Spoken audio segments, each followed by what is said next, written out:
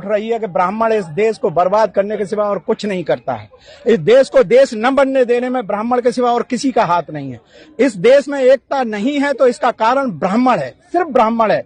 ब्राह्मणवादी व्यवस्था तो उसने पैदा की है, तो हम उस रूट को क्यों न पकड़ें जो आज भी उसको पुनः जीवित करता रहता है। ये मानसिकता जिसने पैदा की है, हमने उस पर उंगली उठाई है। अब इसमें किसी को अगर बुरा लगता है, किसी को अगर अपमान महसूस करता है, तो वो सामने आए और हमारे सवालों का जवाब दे इस बात के लिए कि उसे किसने अधिकार दिया है कि हमें नीच कहकर आपस में बांटने का अधिकार किसने दिया है।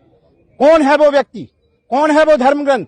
जब हमारा संविधान कहता है कि हम एक हैं, भारत के सब नागरिक एक हैं, फिर कहां से ये ब्राह्मण आता है और कभी ओबीसी को भड़काता है कि तुम्हारे आरक्षण का। हम जिस दिन से आजादी हुई है और होश संभाला है, हमने सिर्फ एक ही चीज देखी है कि ब्राह्मण इस देश में आग लगा करके सिर्फ तापने का काम करता है। अब उसको टारगेट करना ही पड़ेगा।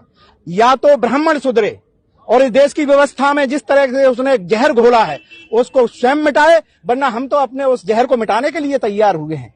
हमारा किसी व्यक्ति विशेष से ये नहीं कहना है कि तुमको हम बर्बाद करेंगे। हम अपने अंदर से तुमने जो जहर बो दिया है, जिसे हम अपने आप में भी ब्राह्मण महसूस करते हैं, हम देखते हैं किसी गरीब को अपने आप को उच्च समझने लगते हैं, हम देखते हैं किसी मजदूर को हम अपने आप को बहुत कुछ समझने लगते हैं। तो जो हमारे अंदर जो अहंकार पैदा किया है, यही तो ब्राह्मण ने किया।